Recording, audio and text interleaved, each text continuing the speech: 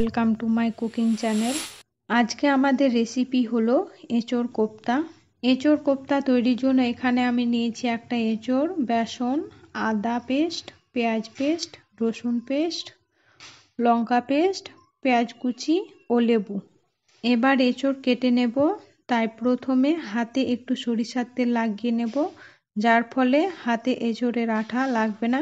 প্রথমে এঁচোড়ের বোটাটা কেটে বাদ দিয়ে দেব, তারপর অর্ধেক করে কেটে নেব, দিয়ে খোলাটা ছাড়িয়ে নেব। খোলা ছাড়ানো হয়ে গেছে, আবার দুই ভাগ করে কেটে নেব। মাঝের এই অংশটা কেটে বাদ দিয়ে দেব, তারপর একটু মোটা মোটা করে এইভাবে কেটে নেব। সবগুলো এঁচোড় কাটা হয়ে গেছে, এবার জল দিয়ে ধুয়ে নেব। এঁচোড় ধুয়ে কুকারে তুলে নেব। এবার দেব অল্প করে জল, হাফ চামচের কম হলুদ গুঁড়ো ও হাফ চামচ লবণ। প্রেসার লাগিয়ে দুটো সিটি দেব। দুটো সিটি পড়ে গেছে, এবার প্রেসার খুলে নেব। একটা বলে জল বাদ দিয়ে এঁচোড় তুলে নেব। সবগুলো এঁচোড় তোলা হয়ে গেছে, এবার এঁচোড়গুলোকে ম্যাশ করে নেব।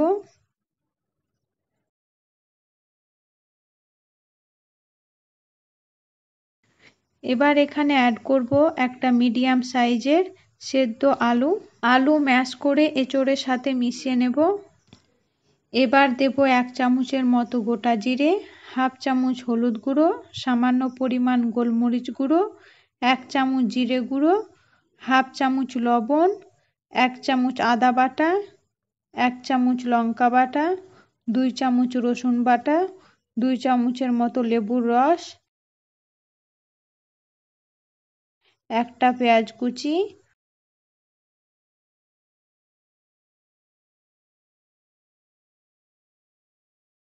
ও 3 চামচ বেসন। এবার সবকিছু উপকরণকে ভালো করে এঁচোড়ের সাথে মিশিয়ে নেব। এখানে আরও বেসন লাগবে, তাই আরও 2 চামচ বেসন দেব। বেসন ভালো করে মিশিয়ে নেব। মেশানো হয়ে গেছে, এবার কোপ্তা ভেজে নেব। তাই ওভেনে কড়াই চাপিয়ে সাদা তেল দিয়ে ভালো করে গরম করে নেব। আর এইদিকে কোপ্তা ভাজার আগে এখানে 1 চামচ চালের গুঁড়ো দেব। চালের গুঁড়োর পরিবর্তে এখানে কর্নফ্লাওয়ারও দিতে পারেন, যার ফলে কোপ্তাগুলো রান্না করলে ভেঙে যাবে না। চালের গুঁড়ো ভালো করে মিশিয়ে নেব। চালের গুঁড়ো মেশানো হয়ে গেছে, আর এইদিকে তেল গরম হয়ে গেছে।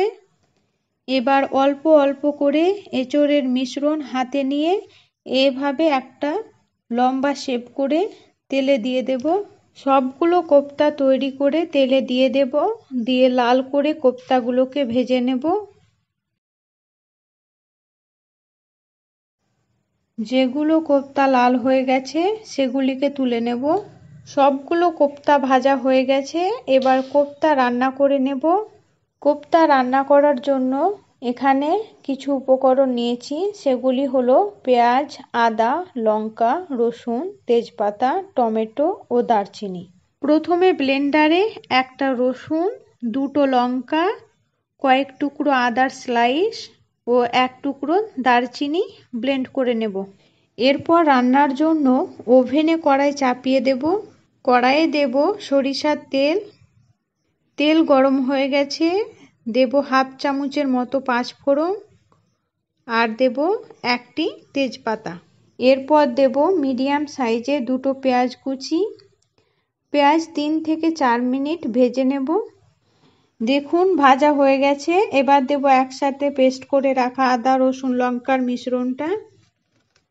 এবার এটা ভেজে নেব যতক্ষণ না পর্যন্ত আদা ও রসুনের কাঁচা গন্ধটা চলে যাচ্ছে। ভাজা হয়ে গেছে, দেব হাফ চামচ হলুদ গুঁড়ো, হাফ চামচ গোলমরিচ গুঁড়ো, 1 চামচ কাশ্মীরি লঙ্কা গুঁড়ো ও হাফ চামচ লবণ। আবারও মশলা ভেজে নেব যতক্ষণ না পর্যন্ত মশলা থেকে তেল ছেড়ে আসছে। দেখুন মশলা থেকে তেল ছেড়ে এসেছে। এবার দেব একটা টমেটো কুচি। টমেটো সেদ্ধ করে নেব। টমেটো সেদ্ধ হয়ে গেছে, দিয়ে দেব জল। জল দেওয়ার পর ফুটে আসা পর্যন্ত অপেক্ষা করব। জল ফুটে গেছে, কোপ্তাগুলো দিয়ে দেব। তারপর হালকা হাতে একটু নাড়িয়ে ঢাকা দিয়ে দেব। ঢাকা দিয়ে কোপ্তা 10 মিনিট কুক করে নেব। 10 মিনিট পর রান্না প্রায় হয়ে এসেছে। এবার সব শেষে দিয়ে দেব 1 চামচ জিরে গুঁড়ো। জিরে গুঁড়ো দেওয়ার পর হালকা হাতে খুন্তি দিয়ে এভাবে নাড়িয়ে নিয়ে গ্যাস অফ করে দেব। আপনারাও বাড়িতে এইভাবে এঁচোড় কোপ্তা তৈরি করে খেয়ে দেখবেন এবং কেমন হয়েছে সেটা কমেন্ট করে জানাবেন। সম্পূর্ণ ভিডিওটি দেখার জন্য ধন্যবাদ।